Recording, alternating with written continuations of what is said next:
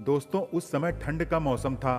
मैं लखनऊ में अपनी बुआ की लड़की मतलब अपनी दीदी के घर पर थी। हुआ यूं कि मुझे लखनऊ में अपनी सहेली की शादी में जाना था, तो मैं शादी में होकर अपनी दीदी के घर उनके बुलाने पर पहुंच गई। दीदी का नाम संगीता है। उनकी शादी अभी 2 साल पहले हुई है। मेरे जीजू एक हट्टे कट्टे नौजवान हैं। वो किसी पहलवान की तरह लगते हैं। वो एक बड़ी कंपनी में जॉब करते हैं। उनके घर मैं पहली बार गई थी।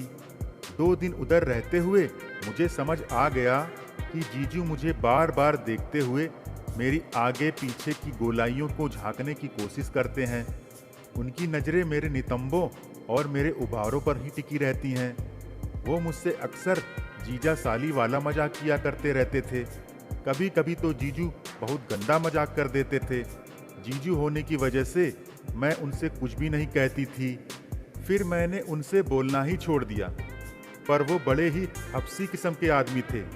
आप उनकी ठरक को ऐसे समझ सकते हैं कि वो दिन हो या रात, दीदी को कमरे में ले जाकर दरवाज़ा बंद करके बस लगे रहते थे। मैं अक्सर दीदी के अंदर से रोने और चिल्लाने की आवाज़ों को सुनती रहती थी।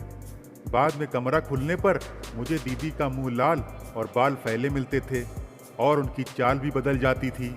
चूंकि मैंने अपने बॉयफ्रेंड सैंकी से रिश्ता बनाने के बाद सब कुछ जान लिया था कि वो होने के बाद लड़की की चाल ढाल कैसी हो जाती है, तो मैं तुरंत समझ जाती थी कि दीदी के साथ कुछ हुआ कि नहीं। एक दिन जीजू को काम से कहीं बाहर जाना था, तो उन्होंने सुबह ही दीदी का काम कर दिया और चले गए।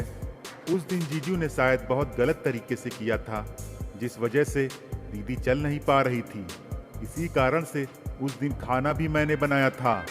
दीदी मुझे हर एक बात बता देती थी कि जीजू किस तरह से उन्हें करते थे। जीजू को अगले दिन 12 बजे आना था। तब तक दीदी की हालत भी ठीक हो गई थी। शाम हुई तो डोरबेल बजी। दीदी दरवाज़ा खोलने गई और जब वो वापस आई तो अपने साथ एक हट्टे कट्टे लड़के को ले आई। उन्होंने मुझे बताया कि ये मेरा पहला प्यार है, जिसको मैं अभी भी प्यार करती हूँ। मैं दीदी को तो बस देखती ही रह गई। वो उस लड़के को अपने साथ कमरे में ले गईं और शाम के 6 बजे से रात 9 बजे तक दोनों अंदर कमरे में रहे। कमरे के बाहर दीदी की सिसकारियों की आवाज़ आती रही। मैं सब समझ गई थी कि काम हो रहा है। फिर दीदी ने मुझे आवाज़ दी तो मैं कमरे में अंदर आ गई। वो लड़का उस समय सो रहा था और दीदी का मुंह लाल था। दीदी ने बिंदास मुझे देखकर स्माइल दी और बोली, यार मुझे बड़ी भूख लग रही है। मैंने कुछ नहीं कहा और दीदी को खाना दे दिया और बाहर आ गई। लेकिन अब मेरा मन भी मचलने लगा था और फिर वो लड़का रात में चला गया। अगले दिन जीजू घर आ गए और आते ही फ्रेश हुए और खाना खाने के बाद दीदी को कमरे में ले गए और रोज की तरह सब किया, जिससे दीदी बहुत ढीली पड़ गई थी और बीमार हो गई थी। उनकी तबीयत इतनी ज़्यादा बिगड़ गई कि उन्हें हॉस्पिटल में एडमिट करवाना पड़ा।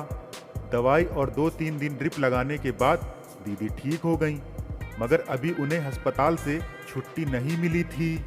उस दिन जीजू और दीदी हॉस्पिटल में थे, तो मैंने ही खाना बनाया। जीजू अस्पताल से घर आए और दीदी के लिए खाना ले गए। मैंने दीदी की तबीयत की पूछी तो जीजू ने बताया कि वो अभी 4 दिन अस्पताल में और एडमिट रहेंगी। जीजू ने मेरे घर वालों को भी फ़ोन करके बता दिया था। मेरे घर वालों ने मुझे कॉल करके बताया कि कुछ दिन और रुक जाओ, फिर तुम्हारे जीजू तुम्हें घर वापस छोड़ जाएंगे। एक दिन और गुजर गया। अगले दिन जीजू और उनका दोस्त सनी घर आए। मैंने उन दोनों के लिए चाय नाश्ता बनाया और उन्हें दे आई। फिर थोड़ी देर बाद जीजू का दोस्त चला गया और जीजू अपने कमरे में चले गए। रात में सब काम से फ्री होकर मैं अपने कमरे में आकर लेट गई। कमरे में मैं दीदी की मैक्सी पहनकर लेटी थी। रात काफ़ी हो चुकी थी। उस समय मैं जीजू के बारे में सोच रही थी। फिर मुझे दीदी की बात याद आई कि किस तरह से दीदी ने एक लड़के को बुलाकर वो सब किया।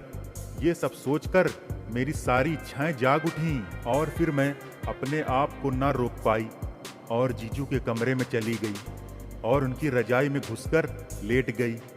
और फिर जीजू ने सारी रात मुझे जन्नत की सैर करा दी। यहाँ तक कि उन्होंने पलंग तक तोड़ दिया था। तो दोस्तों, ये कहानी आपको कैसी लगी हमें कमेंट में ज़रूर बताएं और हमारे चैनल नाइस स्टोरीज़ को लाइक शेयर सब्सक्राइब करना बिल्कुल ना भूलें।